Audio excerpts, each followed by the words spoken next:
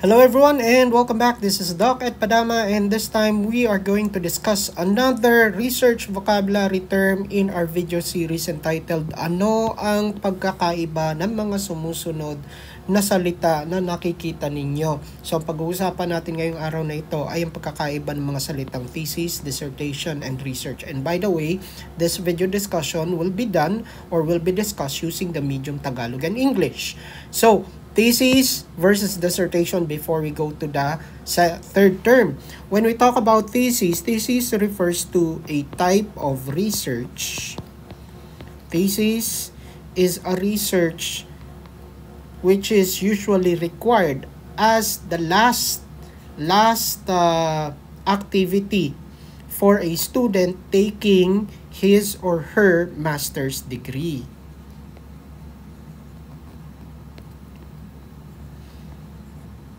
So usually, pag natapos na lahat ng mga academic requirements, academic subject ng isang estudyante na nagte-take ng kanyang master's degree, magko-comprehensive exam na yan, at pagkatapos ng comprehensive exam, ay yun na yung pinakahuling gagawin niya para sa kanyang course, sa kanyang program, yung paggawa ng research that is classified as a thesis.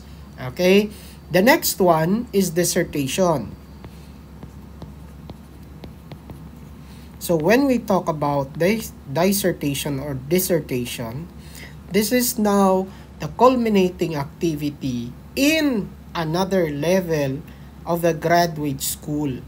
So specifically, this is the culminating activity required for a doctoral student. Doctoral degree student. Okay. So, ganun din yung proseso. This is also a type of research, kaya lang ginagawa lang siya sa level ng estudyante na kumukuha ng doctoral degree. Now, what is the difference between the two? Pareho lang ba pati yung focus?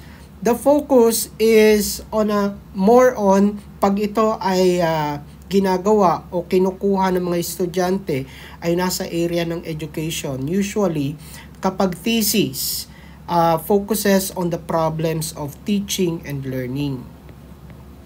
Teaching and the learning process. Teaching-learning process. So, mga problema na may kinalaman sa pagtuturo at pagkakatuto ang focus ng thesis. While on the other hand, kapag sinabi nating dissertation, which is another level, a higher level, aside from problems encountered sa teaching and learning, ang focus naman ng dissertation is usually on educational management, operation, leadership, strategies. So, more on educational management, leadership, strategies, school operations, and so on. Okay. Another difference between thesis and dissertation. When we compare the scope of thesis and dissertation, the scope usually used under a thesis is more on local school. Okay, local area, local community. It can either take the form of a school, community, and the like. Okay, kapag sinabi nating dissertation or dissertation, larger yung area niya. So, pwede siyang district or larger than a district, region. Okay, so usually this includes definitely more than one school or one locale.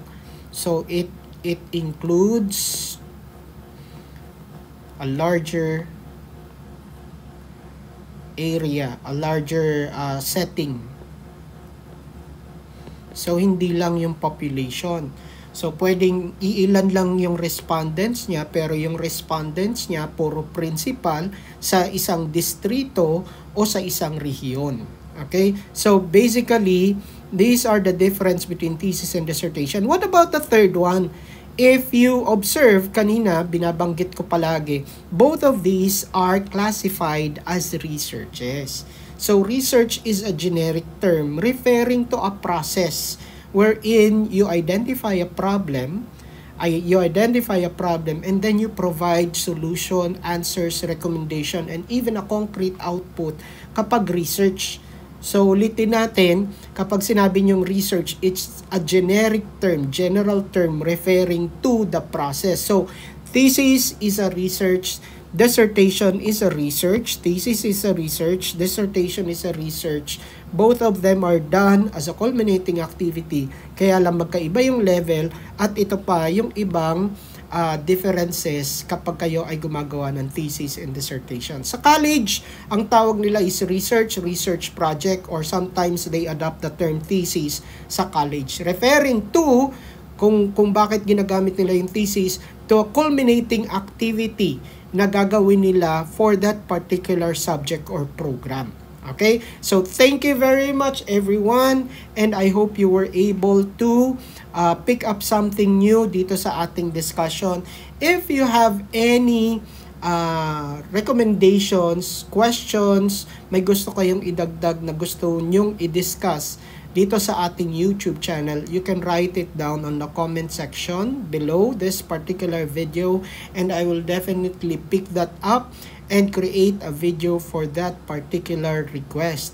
Another is check out our YouTube channel.